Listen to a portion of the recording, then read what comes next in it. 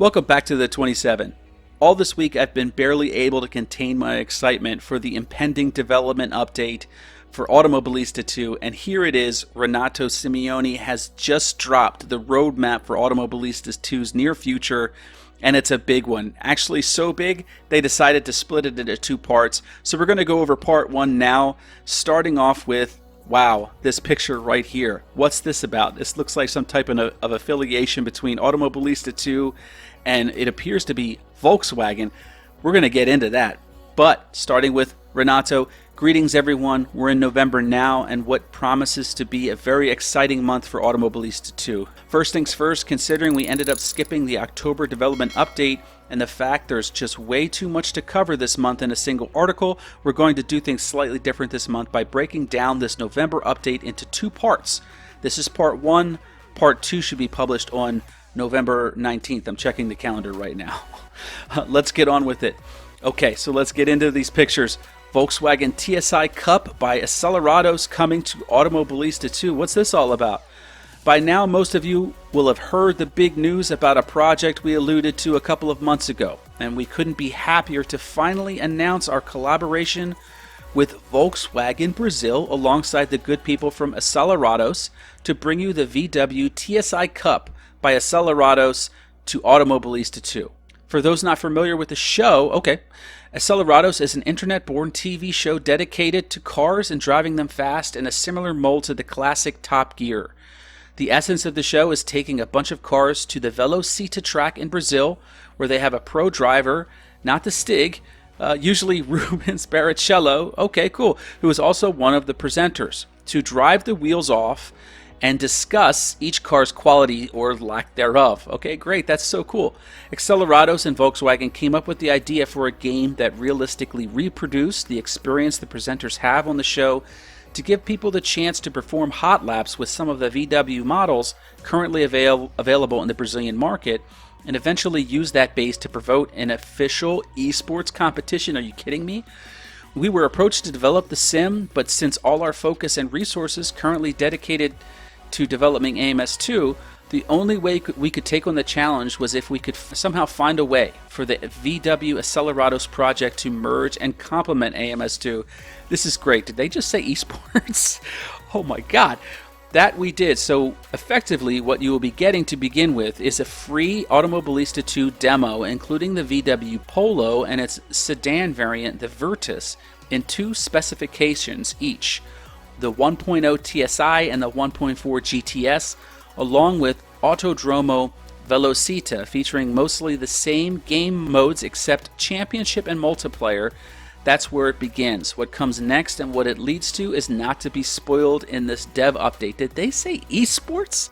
Continuing, the cars naturally also will be added to the game as free additional content, albeit there will most likely be a few days in between the release of the Acelerados demo and the main game update that will include these cars.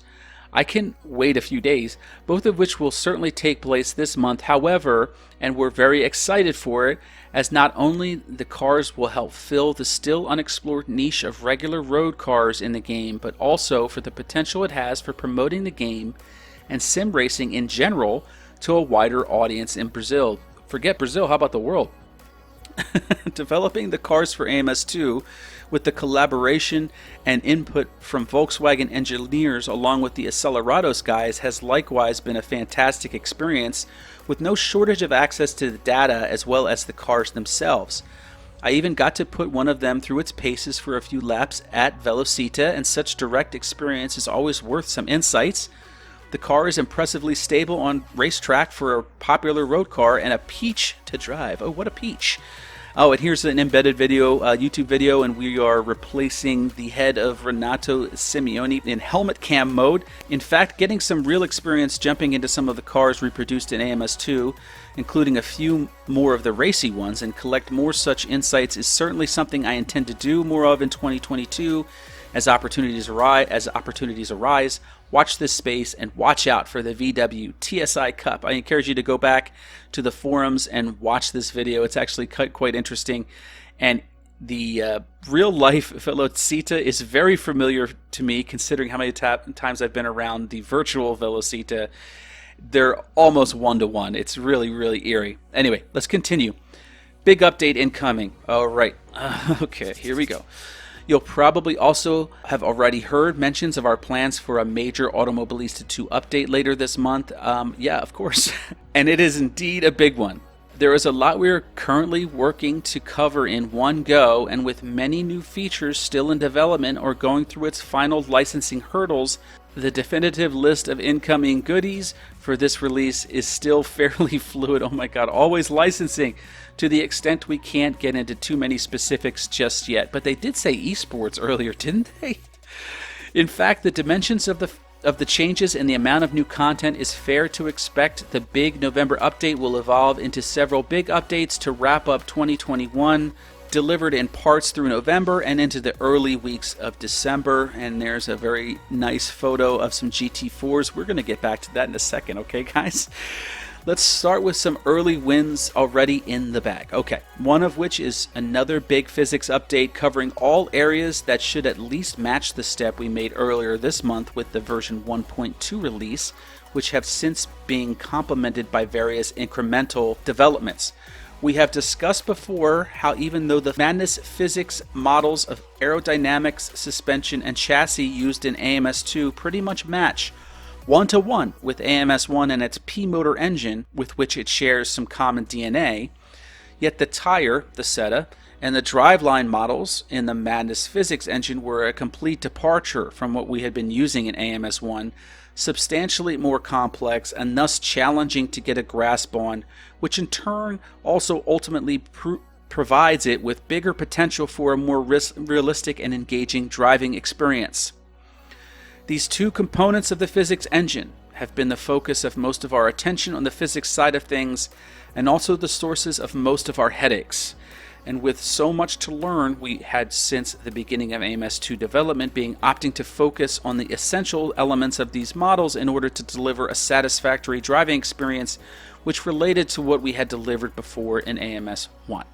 With that goal, if not yet achieved already, well within reach, it was time to flex the muscles of the engine a bit more and begin delving into other substantial resources the engine offers that hadn't up to now been exploited.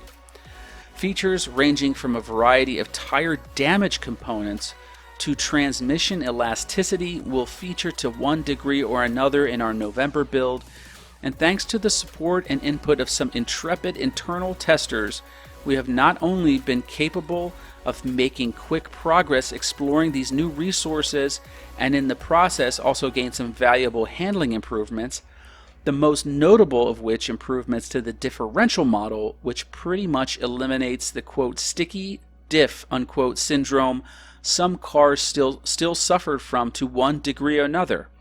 If you're not familiar with what the sticky diff syndrome is, I'll tell you a little bit of the story. It's been an ongoing process for about a year. Some discussions on the AMS2 forums talking about how the clutch plate LSD cars unlock when in the coast ramp phase, or when you're in the braking phase. At one point when you're braking, the tires will start to rotate independently. The differential determines that. What's been happening in AMS2 is when it decides that the coast ramp and the LSD is going to unlock, it's been doing so in a very snappy way. So instead of gradually getting up, 1% unlocking, 2%, 3%, 4% unlocking, it goes from 0 to 5% in less than a millisecond. We've all felt this. As far as I was concerned with my builds, it was just a process of hammering down how much it would unlock and be able to control that at the very least. However, you couldn't eliminate how fast it unlocked. Let's continue though. Coupled with the improvements being gradually implemented to the various tires and region updates, which in turn will also be expanded on for the upcoming release, the internal feedback so far hints at something pretty sublime taking shape. And while further development and refinement will always continue to be in order, it is fair to expect AMS2 to deliver a noticeable progress on this front by the end of this month. All these changes do have some setup implications, so in addition to that, a revision of default setups is also in progress, and with that, a fresh setup reset by deleting your settings folder, AMS2 documents settings folder, I believe he meant to say, will also be in order, hopefully a small price to pay, and it will lead to some improved base set up baselines in the process as well. Okay, so he's talking about AMS2's My Documents folder, a full reset, which means a full delete. Actually, there's some corners you can cut. You can grab some of your controller settings. You can grab some of your Oculus 2 files, your custom force feedback, your screenshots, your medias. You can save that in a separate folder and then delete the rest and then reincorporate those elements back into the new folder that's created when you boot the game for the first time. If you have any questions about that, feel free to leave a comment. We'll happily guide you through it. But let's continue. There's a lot still to cover. AI development and AI modding support. What's this? AI continues to be a front in constant developments, and we have some good progress coming up in this department as well. AI calibration remains a moving target with so many car track combos in the game and their ongoing physics development, but we expect to cover some good ground towards that target by the end of the month. Okay, great. Thanks once again to our internal testers legends who have gone beyond the call of duty, assembling a comprehensive spreadsheet to catalog AI performance discrepancies in pretty much every car track combo offered in AMS2, which is proving invaluable in this calibration process to hopefully provide a much more consistent challenge versus the player, requiring less fudging of the AI strength setting going one combo to another. And there's another great photograph. This is obviously a Mercedes AMG GT3, but what's this back there? Okay, we'll get back to that later. Moreover, we are introducing support for users to mod AI driver performances and names to their taste, so you're not stuck with the usual native AI drivers, being able to actually customize drivers from each series with their own names and performance and personality parameters and assign them to specific car liveries. This is completely unexpected for me. If anybody likes to recreate real-life racing series, this is going to make it for you. To begin with, users looking to perform these modifications will have to rely on the good old process of editing text files, that's fine, which they will then be able to add in combo with livery car sets to share with other users. Okay, great. Other new features include the option to limit the number of new tire sets players have available to use in each event, similar to the feature we already developed in AMS1. The driver profile page, okay, this is what I've been waiting for, and the beta release of the much anticipated multiplayer rating system. But these are topics for part 2. Oh my god. Well, we know it's coming. It's got to be within the next couple of months, right? And here's a screenshot of the driver profile page. Let's zoom in here. That looks great. It looks like the driver's name is Ayrton, long name example 12345. And also, he doesn't appear to finish very many races. And he has 28 podiums but 0 top 5s. That's crazy. Ayrton, something fishy's going on. Moving on, the laser scanned Azure. On the content front, we have a neat free development in the shape of a complete revamp to the Azure circuit with the mesh, the only one from Project Cars 2 to feature in the game with just a few modifications. Okay. Now being completely redone with the aid of laser scan data. It's a considerable upgrade which should feel very different from the original track. That's amazing. Okay, so one of the last remnants of Project Cars 2 as far as the track texture is concerned. The Azure circuit completely laser scanned. Goodbye Project Cars 2 as far as track mesh is concerned. Great. All right, now let's get into the big stuff. More big stuff, I should say. Racing USA Part 2 is coming. Another eagerly expected release is the second part of our very popular Racing USA pack, going further into the North American motorsports scene, this time focusing its single-seater heritage. As most of you familiar with our sims already know, we do like to pay tribute to incredible race series, cars, and tracks that maybe haven't been so much in evidence, either due to its local nature or its heyday in this world having already come and gone a few decades ago, and thus largely out of sight for current race fans and sim racers. So with part 2, we are taking the opportunity to mix some exciting and famous venues with one that probably surprised you, along with an ensemble of 1990s champ cars. Ching! From various seasons in that great racing decade. Yes! For myself, this is a trip down memory lane as I've worked on many of these cars in and out over the past 15 years for modding projects, and they are some of my personal favorites. The specifics of the pack we will share with you part 2 of this development update, but we couldn't leave you all hanging without a small teaser. And take a look at this screenshot, guys.